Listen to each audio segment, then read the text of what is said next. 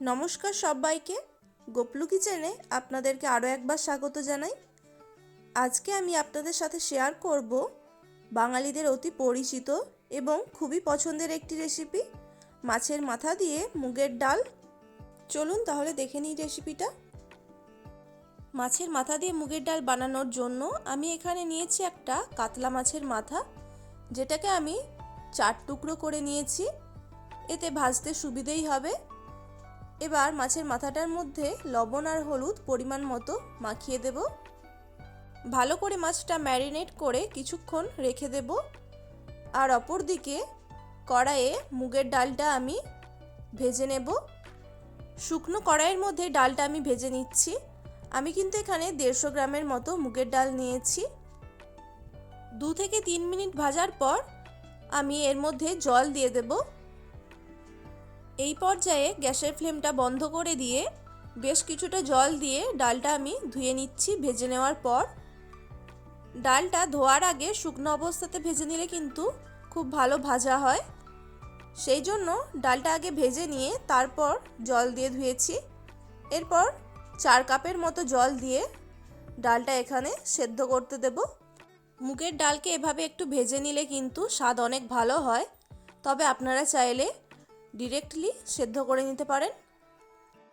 আর আমি এখানে ডাল সেদ্ধ হওয়ার সময় ওপর থেকে 1 চামচের মতো সরষের তেল ছড়িয়ে দিয়েছিলাম, যাতে ডালটা সেদ্ধ হওয়ার সময় উতরে না পড়ে যায়। প্রায় 15 মিনিটের জন্য আমি এখানে মুগের ডালটা সেদ্ধ হতে দিয়েছিলাম। আর দেখুন, ডাল এখানে কিন্তু খুব ভালো মতোই সেদ্ধ হয়ে গেছে। সেদ্ধ করে নেওয়া মুগ ডালটা আমি এখানে একটা পাত্রের মধ্যে ঢেলে নিচ্ছি। ডাল ঢেলে নিয়ে কড়াইটা ভালো মতো ধুয়ে নিয়েছিলাম। তারপর এর মধ্যে 4 টেবিল স্পুনের মতো সর্ষের তেল দিয়ে দিয়েছি। তেল ভালো করে গরম করে নিয়ে ম্যারিনেট করে রাখা মাছের মাথাগুলো এখানে ভালো করে ভেজে নেব। মাছের মাথাগুলো কিন্তু এখানে বেশ মুচমুচে করেই ভাজতে হবে। দুদিকটা বেশ উল্টে পাল্টেই লাল লাল করে ভেজে নেব। কাতলা মাছের মাথাটা বেশ বড় ছিল, সেই জন্য যাতে ভালো করে ভাজা হয় আমি মাছের মাথাটাকে এভাবে কেটে নিয়েছি। আপনারা চাইলে গোটাও রাখতে পারেন। মাছের মাথাটা এখানে খুব ভালো করেই আমার ভেজে নেওয়া হয়ে গেছে। এবার এগুলিকে আমি তেল থেকে ছেঁকে তুলে নিচ্ছি। মাছের মাথা ভেজে তুলে নিয়ে ওই একই তেলের মধ্যে ফোড়নে দিয়ে দেব 1/4 টিস্পুন গোটা জিরে, আর সাথে দিচ্ছি 2টো শুকনো লঙ্কা। 10 সেকেন্ডের মতো ফোড়নটা ভেজে নেব। এরপর ওর মধ্যে দিয়ে দেব 2টো মিডিয়াম সাইজের মিহি করে কুচিয়ে রাখা পেঁয়াজ। পেঁয়াজটা এখানে একদম লাল করে ভাজার একদমই দরকার নেই, মোটামুটি একটু ভেজে নিলেই চলবে। পেঁয়াজ এখানে অল্প একটু নরম হয়ে গেলে ওর মধ্যে দিয়ে দেব 4 থেকে 5টার মতো কাঁচা লঙ্কা কুচি। এখানে কিন্তু ঝালের পরিমাণটা অবশ্যই নিজেদের ইচ্ছে মতো দেবেন। কাঁচা লঙ্কাটাও পেঁয়াজের সাথে একটু ভেজে নিয়েছি। এরপর ওর মধ্যে দিয়ে দেব 1 টিস্পুন রসুন বাটা আর 1 টিস্পুন আদা বাটা। আমি এখানে আদা রসুন বেটে দিয়েছি, আপনারা চাইলে আদা রসুন একদম মিহি করে কুচিয়েও এর মধ্যে দিতে পারেন। আদা রসুনের কাঁচা গন্ধটা চলে যাওয়া পর্যন্ত সব কিছুর সাথে খুব ভালো করে ভেজে নিতে হবে।